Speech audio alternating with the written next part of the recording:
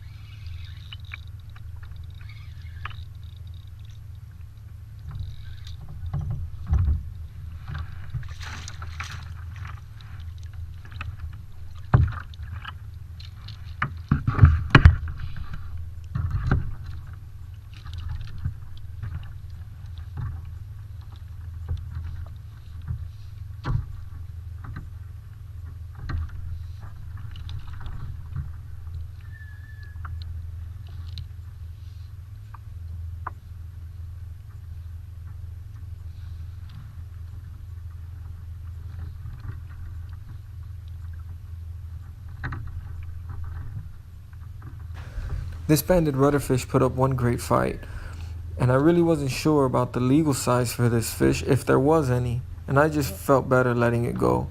If you don't know, let him go. It's not worth the fines.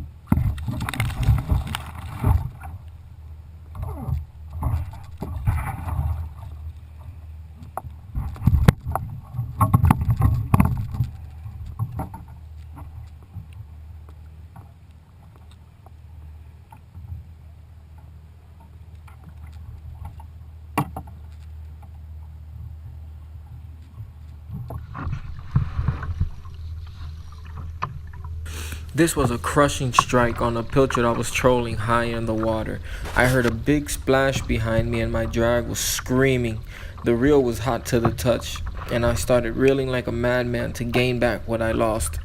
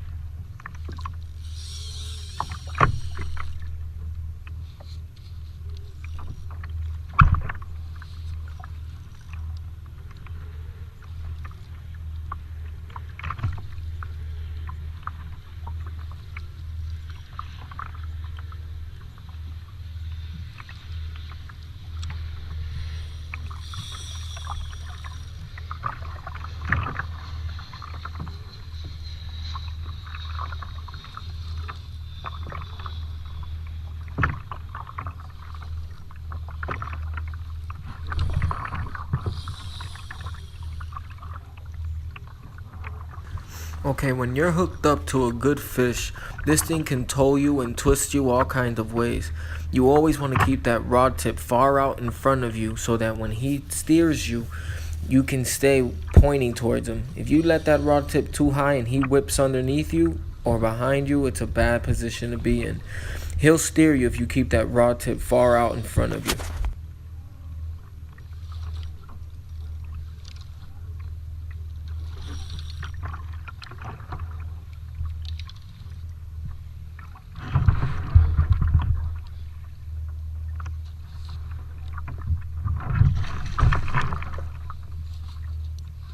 What you're about to watch is pretty painful. You just give me a break, alright? This was the very first time I had ever tried gaffing a fish on the kayak.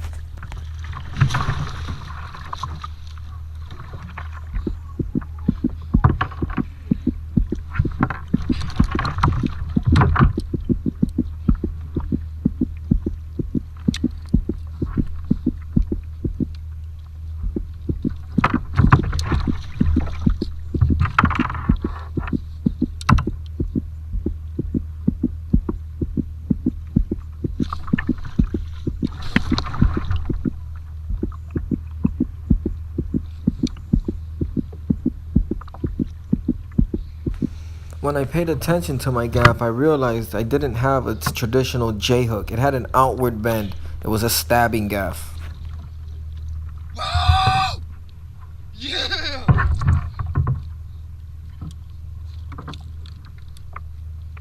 Oh!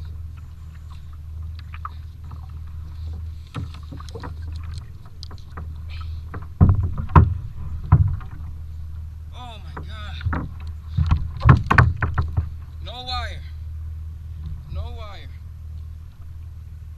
Once you gaff one of these toothy fish, go ahead and leave him on the gaff for a little while as he settles down.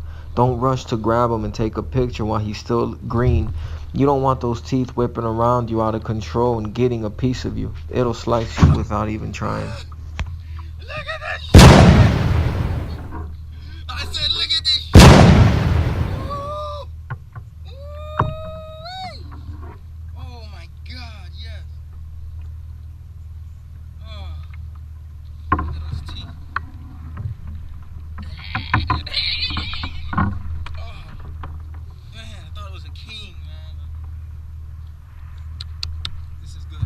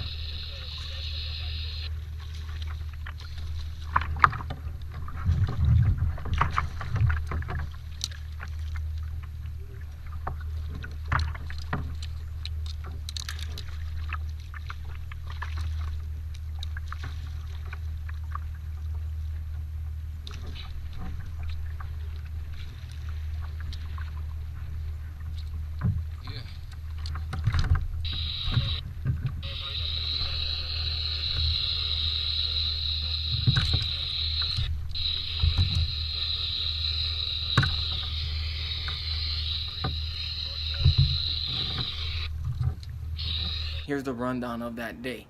Reason I wanted to go fishing, I was there the day before, snook fishing from the beach, and I can see in the distance that the bait was getting destroyed. I said, I am coming out here tomorrow with my kayak, and I am going to push out there. I need to get on the action. I showed up the next day. I woke up at 5 o'clock, went to the bait shop. I bought me 2.5 dozen pilchard. I get to the beach. I'm super excited. Start getting my kayak to the sand. And you'll see I used my foam noodle rack. Not mine. I've seen it from somebody else on the internet. But I used what I made.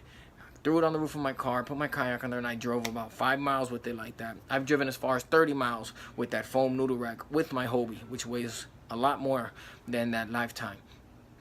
And it worked fine. Only be careful for, you know, things that are loose and swinging around, and knobs, because I also have the steering knob on my Hobie, and that put a nasty little dent in my roof. Gotta fix that now.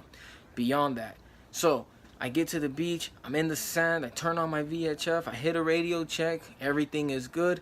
Right as I start paddling out, I hear this call over the radio saying that the Navy are running submarine drills, and you can either be a half a mile from the sand or you have to be 3 miles from the sand. But you couldn't be in between, which is exactly where I wanted to fish. And I was like, damn, I might as well turn around and go fish for snook. What am I going to catch in 30 to 45 feet of water? I'm going to just get jacks, I'm going to get ladyfish and triggerfish, I'm going to get sharks. But I said, you know what? If not for nothing, I'm going to gain more experience steering this thing in the ocean, dealing with wind, dealing with boats, timing everything, getting situated, still feeling what I like or don't like on my kayak, and making my adjustments. I got lucky, and I ran into a pack of Cerro mackerel that just started cutting me off. And then I put wire, and I got 0 hits. I took the wire off, started getting hits, put circle hooks on, and started hooking up to these Cerros. Still lost a couple. I landed a good one, landed a small one, and it saved my day. It was a 34-inch Cerro mackerel, and by a lot of people it's considered the best tasting mackerel. They say kings are too oily, Spanish is still a little oily. They say Cerro is right there where you want your meat to be, and it was very delicious, I ain't gonna lie. Beyond that, caught some rudderfish. As always, caught sharks. Caught a bunch of rudderfish. I only recorded one. I didn't want to just fill the video up with a bunch of little rudderfish.